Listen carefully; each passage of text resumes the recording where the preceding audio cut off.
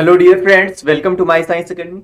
आज हम डिस्कस करेंगे आरपीसी द्वारा आयोजित सेकंड ग्रेड साइंस एग्जाम 2022। इसमें जो फिजिक्स पोर्शन है उसमें किस टाइप के क्वेश्चंस पूछे गए हैं। तो जो सेकंड ग्रेड साइंस का जो इवनिंग शिफ्ट में 24 दिसंबर को पेपर हुआ था, उसमें फिजिक्स में 40 क्वेश्चन पूछे गए थे और क्वेश्चनों का लेवल कैसा रहा तो वो सब देखेंगे। और यदि आपने इससे पहले जो केमिस्ट्री के क्वेश्चंस की आंसर की मैच नहीं किए तो आप वहां से जो हमारी प्लेलिस्ट है वहां से जाके ये मैच कर सकते हैं।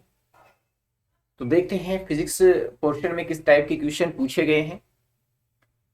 तो आइए स्टार्ट करते हैं कि फर्स्ट क्वेश्चन जो इसमें फिजिक्स में पूछा गया था वो हमारा क्वेश्चन पूछा गया है सेकंड कि एक विमीय क्वांटम सरल आवर्ती दोलित्र का ऊर्जा स्पेक्ट्रम कैसा होता है। तो ये होता है विविक्त एवं अनभ्रष्ट। ये हमारा जो पहला क्वेश्चन पूछा गया था फिजिक्स का। इसके बाद ये केमिस्ट्री का क्वेश्चन, ये बायोलॉजी का क्वेश्चन है, ये केमिस्ट्री का फिर से क्वेश्चन है। इसके बाद जो नवा क्वेश्चन था वो हमारा फिजिक्स का पूछा गया था। देखिए, एम द्रव्यमान का कोई पिंड है, ये क्वेश्चन हमारा ये था कि एम द्रव्यमान का एक पिंड t1 समय में विरामावस्था से वेग v1 तक एक समान रूप से त्वरित होता है। पिंड को दी गई तात्क्षणिक शक्ति समय t के फलन के रूप में होगी। तो देखिए, हम जानते हैं कि जो शक्ति होती है बल इंटू वेग उसके बराबर होती है और वेग को लिख सकते हैं हम त्वरण इंटू समय का गुणनफल। F equal to m a होता है। तो यहां से जो हमारी एक इक्वेशन बन जाती है P equal to m a square into t. अब हम जानते हैं V इक्वल टू क्या होता है U प्लस ए टी। अब इस समीकरण में जब प्रारंभिक समय होगा तो उस समय जो प्रारंभिक वेग होगा वो क्या होगा, 0 होगा। अब इसने t1 समय पे पूछा है तो जो समय t1 मान लिया मैंने और उस समय एक समान रूप से त्वरित हो रहा है, यानी कि उस समय वेग कितना है v1 है। तो ये पुट किया v1 equal to A t1। तो a का मान यहां से यदि हम इस इक्वेशन में पुट कर दें तो ये आएगा p equal to M v1 का स्क्वायर अपॉन में t1 का स्क्वायर इंटू टी। तो देखिए ऐसा ऑप्शन कहाँ मैच हो रहा है हमारा। तो सबसे पहले तो t1 का स्क्वायर अपॉन में जहां भी है तो देखो ये दोनों ऑप्शन तो हो नहीं सकते और इसमें टी स्क्वायर है, लेकिन यहां ऊपर भी t1 का स्क्वायर है तो ये भी नहीं होगा। तो ये हमारा जो फोर्थ ऑप्शन है ये राइट हो जाएगा। नेक्स्ट देखिए,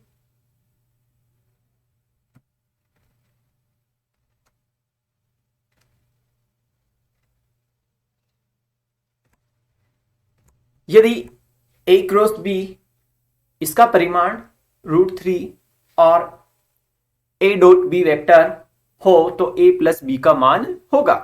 तो देखिए a क्रॉस b क्या होता है, इसको हम खोलें तो ये होगा ए बी साइन थीटा और ये होगा ए बी कोस थीटा।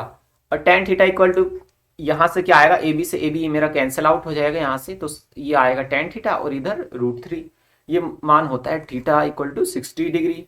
और a प्लस बी के लिए हमारे पास फॉर्मूला होता है √a² plus b² plus 2ab cos theta. Theta का मान 60 डिग्री पुट करते हैं तो ये आता है 1/2। तो फाइनल आंसर हमारा हो जाएगा ये वाला फर्स्ट। नेक्स्ट देखिए, जो 11th क्वेश्चन ये फिजिक्स का पूछा गया था कि बल F equal to 5x iota i cap newton द्वारा एक कण को x इक्वल टू 3 मीटर से x इक्वल टू 5 मीटर तक विस्थापित करने में किया गया कार्य होगा। तो देखिए dw इक्वल टू क्या होता है F इंटू dx यानी कि बल इंटू विस्थापन। अब किसी एक दूरी से दूसरी दूरी तक कर रहे हैं तो इसका हमें क्या करना पड़ेगा, समाकलन लिमिट दे रखी है 3m से 5m। तो देखिए 5x इसका अगर समाकलन करेंगे तो 5 तो कांस्टेंट है, x का क्या होगा x²/2। अब इसमें वैल्यू पुट करते हैं तो देखिए ये क्या आएगा, अपर लिमिट रख दी तो अपर लिमिट 5 और लोअर लिमिट 3। तो देखिए 25² माइनस 9m² तो ये आया 16m²। तो यहां से अब ये भी इसको क्रॉस करते हैं तो ये आता है 40 जूल, क्योंकि न्यूटन इंटू मीटर स्क्वायर आएगा और उसको हम बोल सकते हैं जूल। देखिए नेक्स्ट इसमें जो क्वेश्चन पूछा गया है ये केमिस्ट्री का क्वेश्चन है। केमिस्ट्री के क्वेश्चन हम पिछले वीडियो में देख चुके हैं, तो आप वहां से ये देख सकते हैं। अब देखिए 13 क्वेश्चन है कि पीवीटी से प्रदर्शित एक निकाय के लिए गिब्स मुक्त ऊर्जा जी, एंथैल्पी एच एवं आंतरिक ऊर्जा यू तथा एंट्रोपी एस में सही संबंध चुनिए। तो देखिए जो गिब्स ऊर्जा है, एंथैल्पी और जो टेम्परेचर एंट्रोपी इसका फलन के रूप में होती है, यानी कि G equal to H minus T S, या फिर जो एच है इसको हम लिख सकते हैं यू प्लस पीवी के रूप में। तो ये हमारा राइट आंसर इसमें हो जाएगा। नेक्स्ट देखिए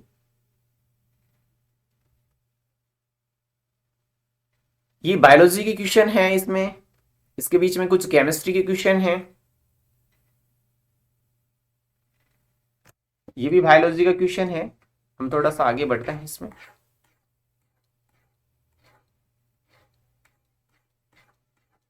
ये केमिस्ट्री के क्वेश्चन चल रहे हैं, ये फिर केमिस्ट्री के क्वेश्चन है। देखिए ये फिजिक्स का क्वेश्चन आया है। 26 नाभिकीय विखंडन प्रक्रिया में 200 मेगा इलेक्ट्रॉन वोल्ट औसत ऊर्जा मुक्त होती है यदि रिएक्टर लगातार 8 मेगावाट शक्ति स्तर पर कार्यकारी है तो प्रति सेकंड विखंडनों की संख्या होगी। तो देखिए हम जानते हैं कि जो शक्ति क्या होती है, ऊर्जा अपॉन में समय होती है। तो यहां हमारे पास शक्ति दे रखी है, कितनी है 8 मेगावाट। 8 मेगावाट दे रखी है ये शक्ति, यानी कि ये जो पी का मान है, या फिर जैसे मैंने यहां डिनोट किया है शक्ति, तो ये शक्ति 8 मेगावाट, यानी कि इसको कन्वर्ट करें तो 8 इंटू 1000 वाट आ जाएगी। तो शक्ति का मान दे रखा है, ऊर्जा का मान दे रखा है 200 मेगा इलेक्ट्रॉन वोल्ट, यानी कि 200 इंटू 10 की घात 6 इलेक्ट्रॉन वोल्ट। अब इलेक्ट्रॉन वोल्ट को कन्वर्ट करेंगे तो 1.6 गुना 10 की पावर माइनस 19 से गुना कर देंगे। तो देखिए ये यहां से ऊर्जा का मान है तो 1 अपॉन समय इक्वल टू ये आएगा 1 अपॉन समय का मान यहां से कैलकुलेट करते हैं तो ये हमारे पास आता है 2.5 टू 10 की पावर माइनस, ये अपॉन में 10 और था तो ये कैंसिल आके फिर 13 आ जाएगा। 2.5 इंटू 10 की पावर 13। अब नेक्स्ट देखिए जो और कौन कौन से क्वेश्चन इसमें पूछे गए थे। देखिए ये जो यंग का द्विसलिट प्रयोग है उससे ये क्वेश्चन पूछा गया है कि पर्दे पर दो बिंदुओं P एवं Q जहां व्यतिकरण करने वाली तरंगों के मध्य प्रथांतर क्रमशः λ/4 एवं λ/2 है, पर तीव्रताओं का अनुपात होगा। तो देखिए दो जो पथांतर दे रखे हैं और हमें तीव्रताओं का अनुपात ज्ञात करना है। तो देखिए हमारे पास जो जनरली फॉर्मूला होता है, इसको मैं थोड़ा सा और जूम कर लेता हूं। ये देखिए ये होता है I equal to I1 plus I2 plus 2 I1 dot I2 cos phi, ये हमारे पास फॉर्मूला होता है। अब चलो ये हम ये कर लेते हैं, जैसे दिख जाएगा ये। तो ये हमारे पास होता है।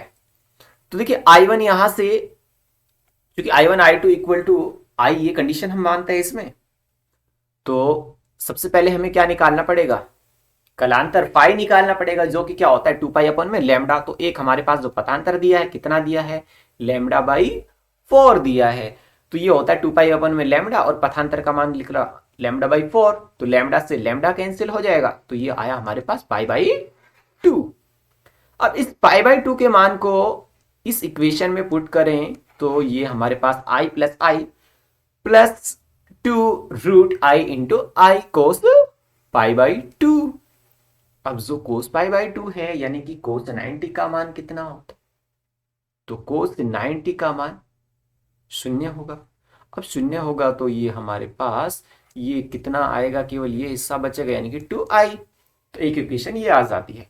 दूसरा पथांतर दे रखा है हमें λ/2, उससे हमने कलांतर निकाला तो पाई आया। अब जो पाई का मान इसी इक्वेशन में दोबारा से पुट करेंगे तो यहां से हमारे पास I2 का मान कितना आएगा, 0।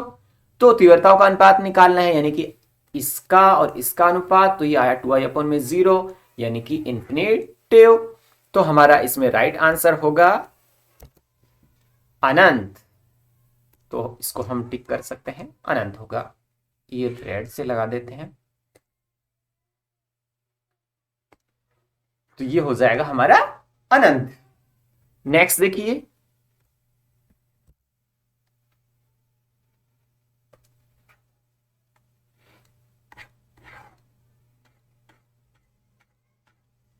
ये फिर केमिस्ट्री से क्वेश्चन है, ये बायोलॉजी से, फिर बायोलॉजी के क्वेश्चन इसमें ज्यादा पूछे गए हैं, करीबन 38-9 तो केमिस्ट्री में थे, 40 इसमें क्वेश्चन थे। हाँ, तो इसके बाद देखिए नेक्स्ट ये, हाँ ये आ गया हमारा फिजिक्स का क्वेश्चन आ गया 40। जो ये जो अलग अलग सीरीज हैं तो उसमें ये अलग होगा इसका क्वेश्चन क्रमांक, लेकिन क्वेश्चन जैसे सेम ही है। ऑप्शन भी जैसे कि ABCD जो ऑप्शन भी इसमें है तो वो भी चेंज किए हैं एग्जामिनर ने इसमें। तो देखिए पहले मैं क्वेश्चन पढ़ रहा हूं कि समान त्रिज्या एवं समान लंबाई के दो भिन्न धातुओं के A व B तारों को जोड़ के एक लंबा तार बनाया गया है। इसमें एक सिरे को नियत करके दूसरे सिरे पर बल लगाने पर इस तार की लंबाई में विस्तार 4 सेंटीमीटर है।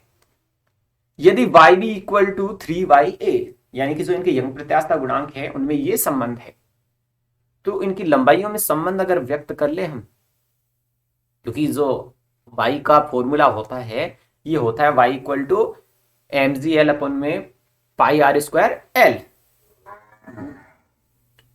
तो इनके जो लंबाइयों में परिवर्तन है वो ये वाला एल है। तो देखिए यहां से ये रिलेशन हमें दे रखा था तो इसको हम इसमें पुट कर लेते हैं। तो देखिए ये जो कॉमन चीजें हैं वो तो हमारी कैंसिल आउट हो जाएंगी। ये जैसे ये भी पाई आर स्क्वायर भी कैंसिल हो जाएगा, तो यहां से L B equal to 3A आया, क्योंकि यहां देखो ये अलग रिलेशन है और ये अलग रिलेशन है। अब देखिए क्या कहा है कि यहां तार की लंबाई में विस्तार 4 सेंटीमीटर है, यानी कि LA और LB इक्वल टू 4 सेंटीमीटर है। अब अगर LB 3A है तो ये रिलेशन हम इसमें यूज करें तो ये आया 4, तो LA का मान यहां से कितना आया 1 सेंटीमीटर। और अगर ये 1 सेंटीमीटर यहां पुट करेंगे तो LB का मान आ जाएगा 3। तो ये है कि तार B की लंबाई में जो परिवर्तन कितना होगा, तो ये हमारा होगा 3 सेंटीमीटर।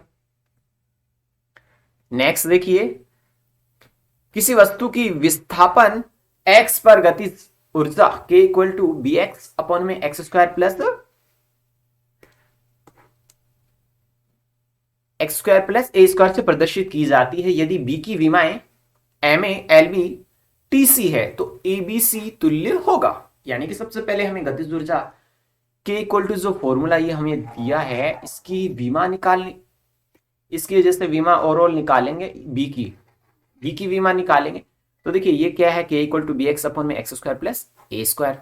तो देखिए x विस्थापन है, अब विस्थापन का वर्ग है और उसमें कोई दूसरी राशि जोड़ेंगे तो हमारे पास विस्थापन ही आएगा। तो देखिए ये एल स्क्वायर भी विस्थापन के लिए एल, क्योंकि एक तरह की दूरी है, और ये एक्स विस्थापन ये दूरी तो इसके लिए एल। तो देखिए ये आया यहाँ से k equal to b into l. अब b की विमा निकालनी है तो हमारे पास जो गतिज ऊर्जा क्या होती है हाफ एम वी स्क्वायर, तो इसकी विमा क्या होगी m1l2 t माइनस 2। तो ये आई m1l3 t माइनस 2। तो यहां से m1l1 tc इससे कंपेयर करें तो ये हमारे पास आ जाएगा 2। तो राइट आंसर इसमें हमारा हो जाएगा 2। नेक्स्ट देखिए,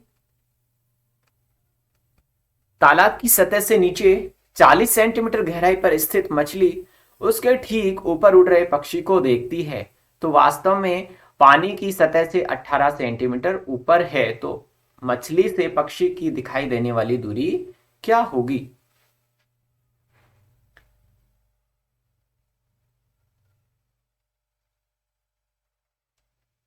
तो देखिए म्यू इक्वल टू क्या होता है, ये होता है एसिड एस अपन में H।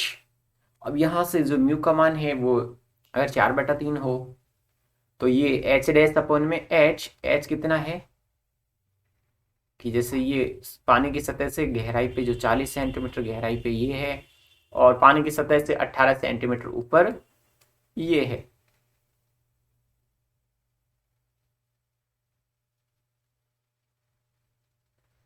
तो यहां से यदि हम एच डैश जब कैलकुलेट करते हैं तो ये आती है 24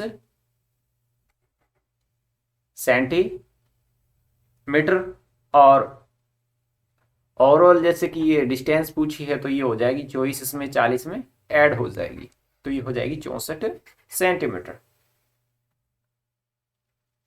नेक्स्ट देखिए,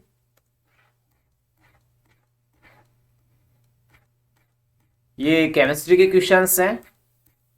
इसके बाद ये केमिस्ट्री के क्वेश्चन चल रहे हैं। ये बायोलॉजी क्वेश्चन सबसे इसमें ज्यादा पूछे गए हैं। एक वस्तु एक मीनार की छत से मुक्त रूप से गिरती है तथा इसकी गति के अंतिम सेकंड में कुल दूरी का 7/16 भाग तय करती है। वस्तु द्वारा गति पूर्ण करने में समय होगा। तो देखिए विस्थापन का जो समीकरण होता है S equal to u t plus half a t square होता है।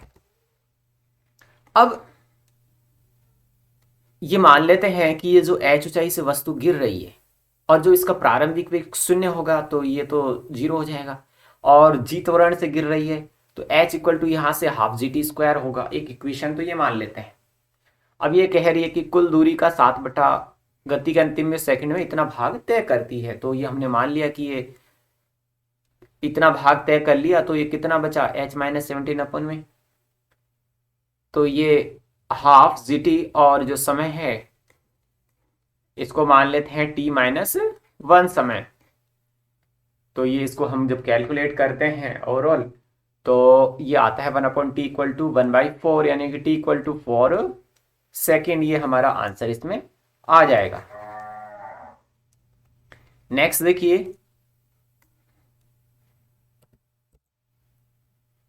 एक विमीय कण पर विचार कीजिए जो क्षेत्र 0 is less than equal to x and greater than equal to a में बद्ध है, जिसका तरंग फलन साई एक्स टी ये इस तरह से है। इस क्षेत्र में विभव इस प्रकार से दिया जाता है। तो इसके लिए जो हमारा फिक्स फॉर्मूला होता है कि v equal to h cross omega minus h cross square pi square upon में 8 एम ए स्क्वायर। इसके बाद नेक्स्ट देखिए,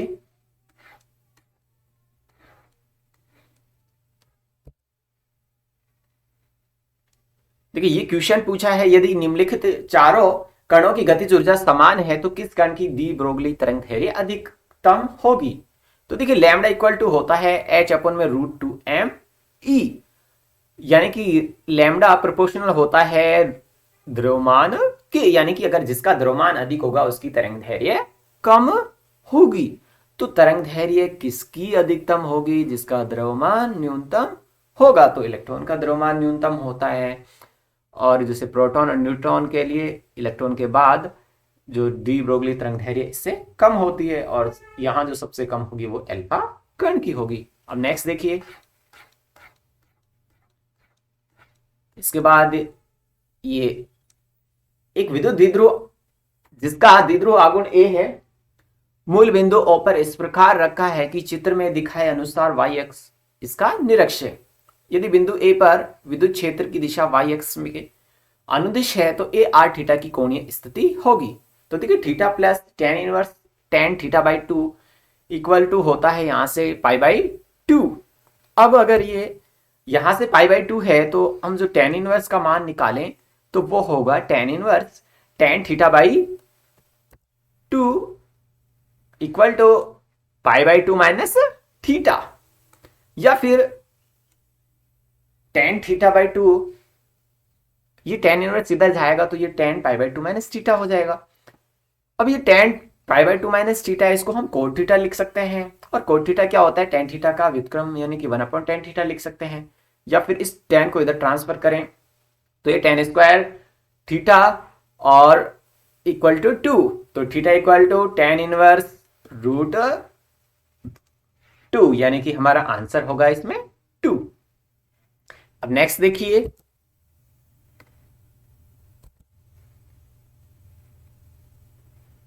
इसके बाद जो 60वां क्वेश्चन है वो भी कुछ एल लंबाई की रैखिक छड़ का घनत्व रो इक्वल टू 3x के अनुसार परिवर्तित होता है, जहां x छड़ के बाएं सिरे से दूरी है, द्रव्यमान केंद्र के बाएं सिरे से दूरी होगी। तो देखिए इसमें जो हमारा राइट आंसर होगा, जब इसको हम सोल्व करते हैं तो ये आता है 2l/3 आता है। इसके बाद नेक्स्ट देखिए, इसके बाद जो बायोलॉजी क्वेश्चन स्टार्ट हो गया वापस से। इसके बाद नेक्स्ट क्वेश्चन आया कि समान द्रव्यमान m के दो कण भिन्न दिशाओं में समान चाल v से चलते हुए टकराते हैं तथा आपस में चिपक जाते हैं। टक्कर के पश्चात संयुक्त कण की चाल v/2 है। टक्कर से पूर्व दोनों कणों के मध्य कोण क्या होगा? तो देखिए जब ये बड़ा डेरिवेशन है, थोड़ा इसको जब हम सोल्व करते हैं कि दो कण आ रहे हैं, उनका प्रारंभिक वेग जैसे v होगा, द्रव्यमान m है, टकराने के बाद उनकी जो संयुक्त चाल है v/2 हो जाती है। तो ये जो एंगल होता है वो होता है 120 डिग्री। ये फिक्स है, क्वेश्चन कई एग्जाम में पूछा हुआ है। इसके बाद देखिए जो हमारा आवर्ती 65 का क्वेश्चन है, आवर्ती हार्मोनिक परिवर्तित क्षेत्रों के लिए निम्न में से कौन सी मैक्सवेल समीकरण सही नहीं है? तो देखिए डेल्टा नहीं है, ये ग्रेडियंट बोल सकते हैं इसको, ये नेबुला बोल सकते हैं। Dot p vector equal to 0 है, तो ये तो राइट है। इसके अलावा ग्रेडियंट बोल दो इसको, या भी इसको नेबुला बोल दो, into h plus J omega D equal to J, ये भी राइट है। और ये जो लास्ट का रिलेशन है ये भी राइट है। तो इसमें जो हमारा रोंग है वो ये वाला है। अब देखिए नेक्स्ट क्वेश्चन है 66 कि एक पत्थर h ऊंचाई से गिराया जाता है, यह जमीन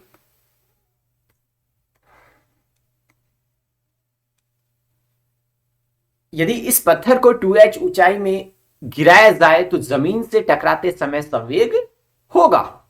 यानी कि देखिए संवेग क्या होता है, generally p equal to mv होता है। और किसी ऊंचाई से यदि किसी पिंड वगैरह को गिरा रहे हैं तो उस कंडीशन में जो उसका वेग होगा v इक्वल टू √2gh होगा। यानी कि p प्रोपोर्शनल होगा √h के। तो यहां की जो p डैश समानुपाती होगा √2h के।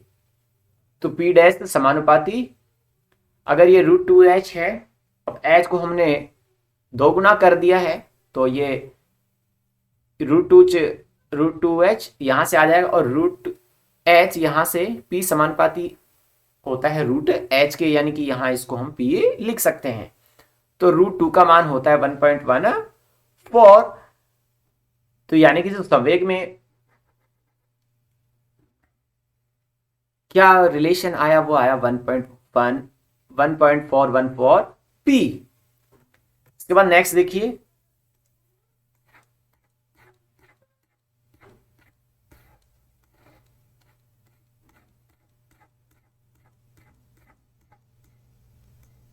दस केजी का एक बॉक्स एक खुरदरी सतह पर रखा है। यदि स्थैतिक घर्षण गुणांक μs इक्वल टू 0.4 है तो 30 न्यूटन बल लगाने पर स्थैतिक घर्षण बल होगा। तो देखिए वैसे अगर ये अधिकतम बल इसमें जैसे पूछा होता तो हम F equal to mu r और R इक्वल टू mg होता है, उससे हम कर सकते थे इसको। लेकिन इसने पूछा स्थैतिक घर्षण बल कितना होगा, यानी कि Fs का मान कितना होगा। तो इधर जितना बल लगा रहे हैं हम उतना ही इस पे स्थैतिक घर्षण बल लगेगा। यानी कि इसमें जो हमारा राइट आंसर होगा वो होगा 30 न्यूटन। नेक्स्ट देखिए, इसमें अब ये जो बायोलॉजी के क्वेश्चन आ रहे हैं इसमें, इसके बाद ये जो हमारे पास नेक्स्ट फिजिक्स का क्वेश्चन है कि एक स्रोत जिसमें हाइड्रोजन एवं ड्यूटेरियम परमाणुओं का मिश्रण है, लैम्डा इक्वल टू 6570 एंगस्ट्रॉन पर एक लाल द्वीप जिसका पार्थक्य 1.8 एंगस्ट्रॉन उत्सर्जित करता है, एक समतल ग्रेटिंग जो प्रथम कोटि में इस द्वीप को विभेदित कर सके में आवश्यक रेखाओं की न्यूनतम संख्या होगी। तो देखिए ये होता है लैम्डा अपॉन में डी लैम्डा। देखिए लैम्डा दे रखा है, डी लैम्डा दे रखा है, तो आसानी से हम न्यूनतम संख्या ज्ञात कर सकते हैं। तो ये हमारा होगा 3650 और आपको ऑप्शन दिख गया होगा, जो फर्स्ट ऑप्शन है 3650 है। अब इसमें नेक्स्ट देखिए, निम्न फलनों में से कौन सा एक भौतिक रूप में स्वीकार्य तरंग फलन है? तो जो बी ऑप्शन है हमारा f x equal to 5 sine pi x by 2 right इसमें होगा। अब नेक्स्ट देखिए, इसमें हाइड्रोजन परमाणु की मूल अवस्था में इलेक्ट्रॉन की कक्षीय चाल v है, इसे ऊर्जा अवस्था -3.4 इलेक्ट्रॉन वोल्ट में उत्तेजित करने के लिए कक्षीय चाल क्या होगी? तो देखिए सबसे पहले हमें पता होनी चाहिए कि जो ऊर्जा है इसकी किसी अवस्था में En इक्वल टू होती है -13.6 अपन में n स्क्वायर। तो जैसे ये जब हम कैलकुलेट करके देखते हैं तो ये आती है कि ये n इक्वल टू 2 वे ऊर्जा स्तर में है। अब जो कक्षीय चाल के लिए हमारे पास फॉर्मूला होता है Vn इक्वल टू होता है 2.188 इंटू 10 की पावर 8 Zn। Z क्या है? परमाणु क्रमांक है, तो हाइड्रोजन के लिए 1 होगा। और n इक्वल टू उत्तेजित अवस्था कौन सी है? n इक्वल टू 2, तो इसका मान 2 रखा। तो ये जब हम इसको सोल्व करते हैं तो ये आएगा 1.2.09 इतना आएगा। लेकिन जैसे यहाँ रिलेशन जो पूछा है, क्योंकि पहले इतनी थी, अब ये इसकी आधा करेंगे यानी कि v/2 होगा। तो राइट आंसर हमारा होगा फर्स्ट v/2। अब नेक्स्ट क्वेश्चन देखिए, एक परावैद्युत गोला एक समान स्थिर विद्युत क्षेत्र E0 में रखा है। परावैद्युत गोले के अंदर क्षेत्र होगा यदि ER माध्यम के सापेक्ष पारगम्यता हो। तो देखिए E इक्वल टू होता है 3 अपॉन में ER/2 E0, यानी कि जो फोर्थ आंसर है हमारा वो राइट होगा इसमें। इसके बाद जो क्वेश्चन आपको दिख रहा है वो बायो केमिस्ट्री का क्वेश्चन है, ये भी केमिस्ट्री का क्वेश्चन है, ये बायोलॉजी का क्वेश्चन है।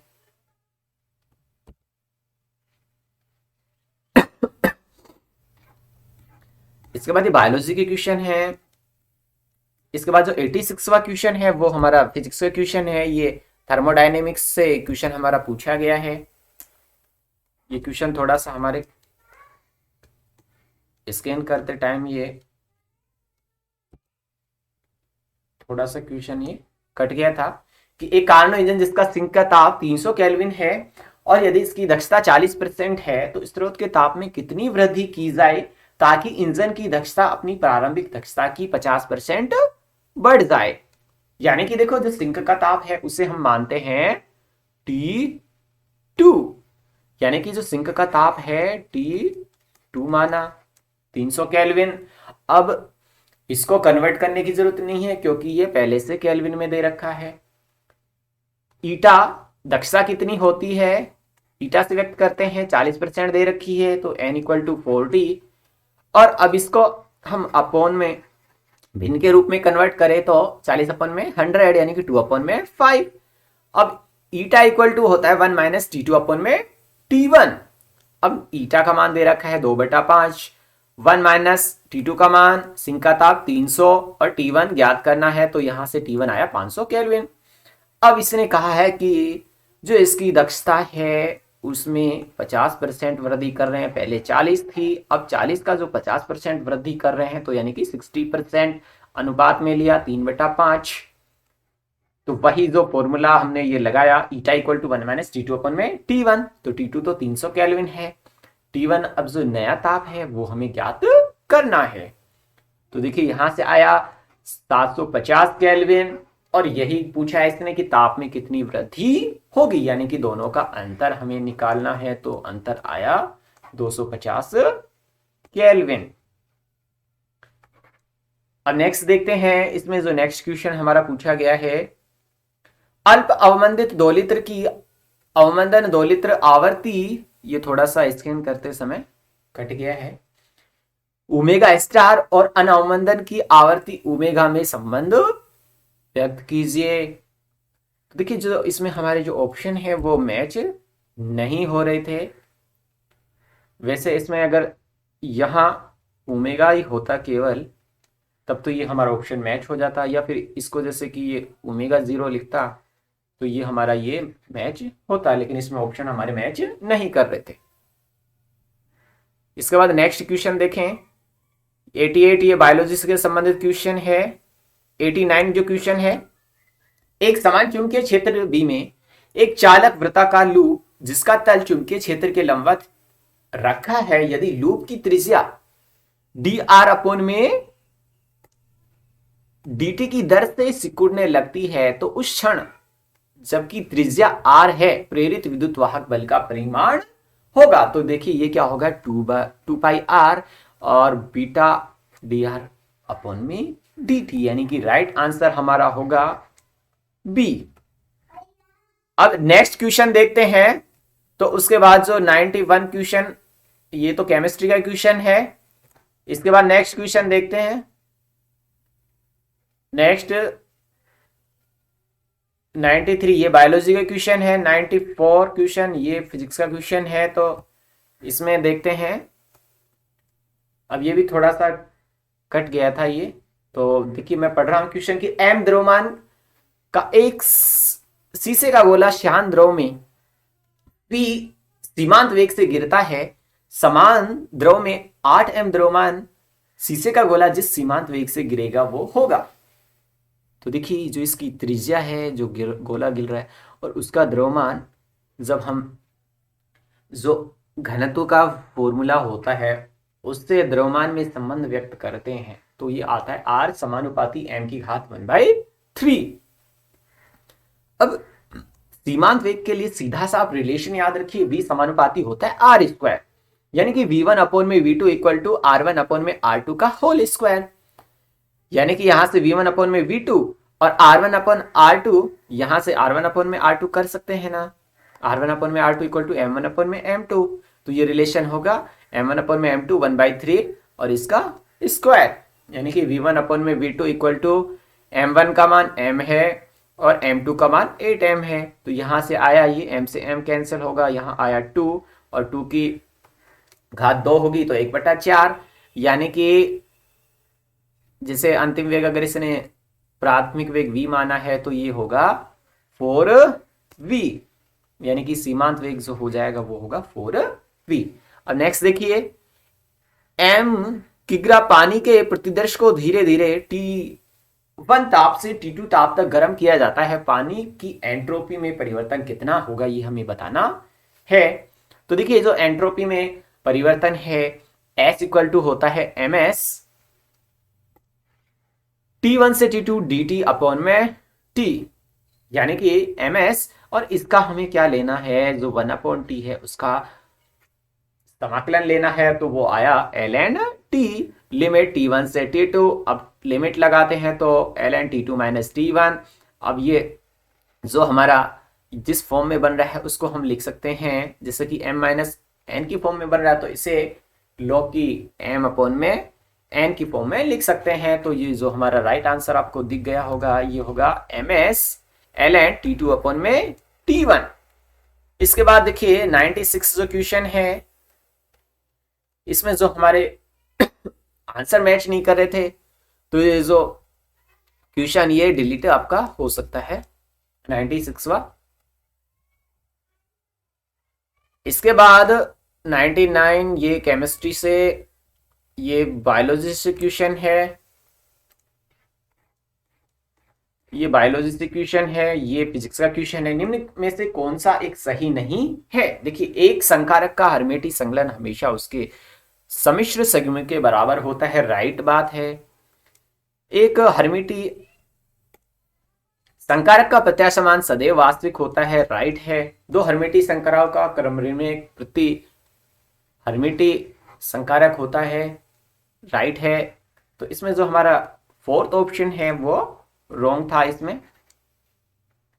नेक्स्ट जो क्वेश्चन है वो भी फिजिक्स का क्वेश्चन है कि जब 1 kg धातु का पिंड 0.4 c चाल से गति करता है तो इसका संवेग p है, यदि इसकी चाल दुगनी कर दी जाए तो धातु के पिंड गोले का संवेग हो जाएगा। तो देखिए यहां जब बात हो रही है हमारी ये 4c यानी कि प्रकाश की चाल की बात होगी, तो जो जनरली हमारा फॉर्मूला है P equal to m v, उसमें यूज न करके हम जो आइंस्टीन का सापेक्षता का सिद्धांत है उसमें जो हमारा द्रव्यमान के लिए हम फॉर्मूला यूज करते हैं m equal to m zero root one minus से वी स्क्वायर अपन में सी स्क्वायर, वो यूज करेंगे। तो देखिए पहले जो चाल थी 0.4c थी, तो उससे हम कैलकुलेट करते हैं, उसके बाद चाल को दुगनी की यानी कि 0.8c की, उससे हम कैलकुलेट करते हैं। तो फिर ये जो हमारा मान आता है वो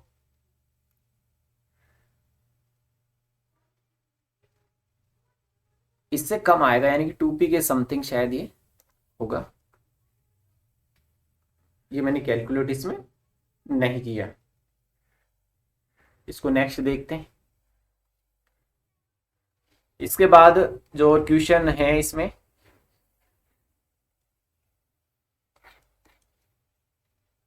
104वां क्वेश्चन है, इसमें बायोलॉजी का क्वेश्चन है वो।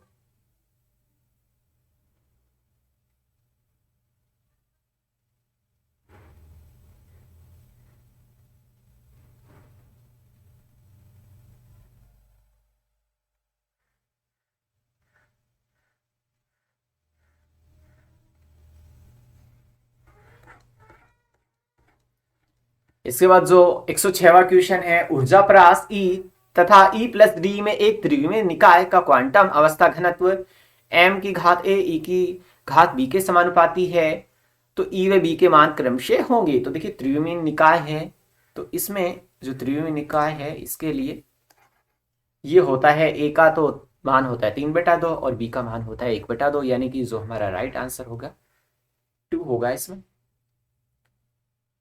नेक्स्ट देखिए इसके बाद जो क्वेश्चन है, ये क्वेश्चन है कि तीन बिंदु आवेश है 2q है, उसके बाद q है और q है x अक्ष के अनुदिश, x equal to 0, x equal to 1/2 और x इक्वल टू l।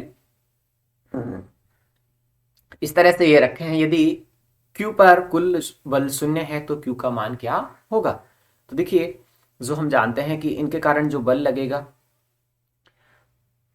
तो वो क्या होगा, कुल बल 0 होगा, F1 plus F2 equal to 0 होगा। तो देखिए यदि हम इनके और इनके बीच में यदि बल कैलकुलेट करें, तो यहाँ देखिए इन दोनों के बीच में जो कूलम का नियम लगाएं कि Q1 इंटू Q2 अपॉन में आर स्क्वायर, यानी कि 2Q इंटू Q और अपॉन में आर स्क्वायर, दूरी कितनी है 1, तो 1 का स्क्वायर।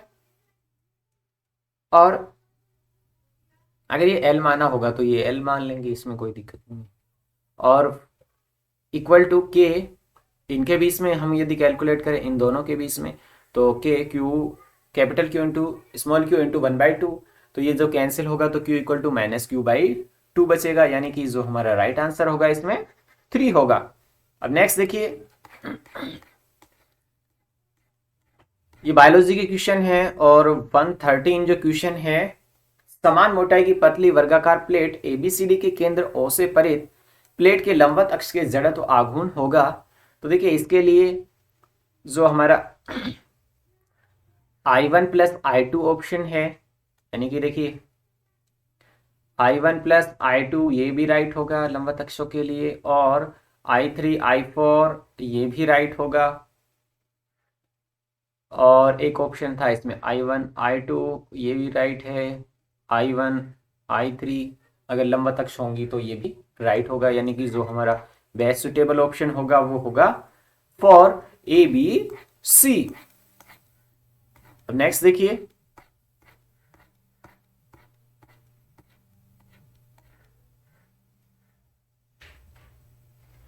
119, एक उत्तल लेंस तथा समतल दर्पण के मध्य दूरी 10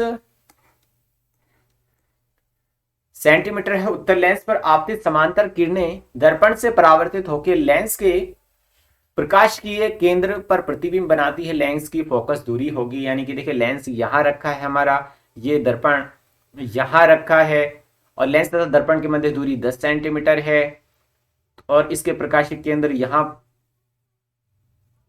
ये प्रतिबिंब बनाती हैं। तो लेंस की फोकस दूरी कितनी होगी? तो ये होगी 20 सेंटीमीटर होगी। अब नेक्स्ट देखिए 120 क्वेश्चन, ये केमिस्ट्री का क्वेश्चन है, ये बायोलॉजी का क्वेश्चन है। इसके बाद जो 122वां क्वेश्चन है, एक तार से 0.5 एम्पियर की धारा प्रवाहित होती है, तार की सी अनप्रस्थ काट से 8 सेंटीमीटर में गुजरने वाले इलेक्ट्रॉन की संख्या होगी। तो देखिए हम जानते हैं I इक्वल टू होता है Q अपन में T, और Q इक्वल टू होता है Ni नंबर ऑफ इलेक्ट्रॉन, और ये T, तो देखिए I का मान दे रखा है, T का मान दे रखा है, और इलेक्ट्रॉन के लिए 1.6 गुणा 10 की पावर -19, तो इसे हम कैलकुलेट करते हैं तो हमारे पास आंसर आता है 2.5 इंटू 10 की पावर 19। अब देखिए 123वां जो क्वेश्चन है, पृथ्वी की सतह पर पलायन वेग 11.2 किलोमीटर प्रति सेकंड है। यदि एक वस्तु को पृथ्वी की सतह से 15 किलोमीटर प्रति सेकंड के वेग से प्रक्षेपित करते हैं तो पृथ्वी के गुरुत्वाकर्षण क्षेत्र के बाहर निकलते ही इसकी चाल होगी। तो देखिए v इक्वल टू होता है √2gm अपन में r, तो यानी कि जो प्लान वेग कितना दे रखा है 11.2। अब यहां से जो gm अपन में r, इसकी वैल्यू ये आ जाती है। अब इसको पृथ्वी के बाहर पलायन कर रहे हैं, तो उसके बाद जो इसमें तो पृथ्वी पे तो पलायन वेग होगा, इसमें गतिज ऊर्जा होगी, इसके बाद इसमें जो पलायन वेग है वो तो ये तो होगा नहीं, और जो गतिज ऊर्जा है केवल वही होगी। तो इसको हम सोल्व करते हैं तो देखिए v का मान तो हमारे पास 15 है, ये v डैश का मान हमें निकालना है। तो ये अब जब हम कैलकुलेट करते हैं इसमें, तो ये हमारे पास लगभग 9 के समथिंग कुछ आता है। तो ये जो राइट आंसर इसमें होगा हमारा 10 किलोमीटर पर सेकंड। अब देखिए 125वां क्वेश्चन है, दो समतल ध्रुवण पट्टिकाओं की व्यवस्था में इनके तल इस प्रकार से अभिविन्यासित है कि उनसे पारगमित प्रकाश की तीव्रता अधिकतम है। आपतित प्रकाश को अध्रुवित माने तो इनमें से एक पट्टिका को कितने कोण से घुमाया जाए जिससे पारगमित प्रकाश की तीव्रता अधिकतम की चौथाई रह जाएगी। तो देखिए I इक्वल टू क्या होता है, I0/2 cos स्क्वायर थीटा, यानी कि R जो पारगमित प्रकाश है तो उसकी तीव्रता इसमें 1/4 रह जाएगी। ये रिलेशन इसमें दिया है, यानी कि I इक्वल टू I0/4। तो यहां से ये मेरे पास आता है cos square theta equal to 1/2, यानी कि जब हम कोस स्क्वायर थीटा का मान देखें तो ये होता है 45 डिग्री, यानी कि थीटा इक्वल टू π/4। अब पारगमित प्रकाश की तीव्रता 1/4 रह रही है, तो यानी कि ये बचा एक तो π/4, तो दूसरा 3π/4 होगा। इसके बाद नेक्स्ट क्वेश्चन देखिए 126वां क्वेश्चन, ये बायोलॉजी से रिलेटेड है, और 127वां ये भी बायोलॉजी से रिलेटेड। इसके बाद देखिए 130 जो क्वेश्चन शायद लास्ट क्वेश्चन होगा ये जो हमारा फिजिक्स का, ये क्वेश्चन पूछा गया है कि जो एक स्लिट से फ्राउनहोफर विवर्तन प्रेक्षण करने के लिए स्लिट पर आपतित तरंगाग्र होना चाहिए। तो देखिए किसको कैसा होना चाहिए, समतल होना चाहिए। तो ये ऑलमोस्ट 40 क्वेश्चन फिजिक्स के पूछे गए थे। Thanks for watching the video.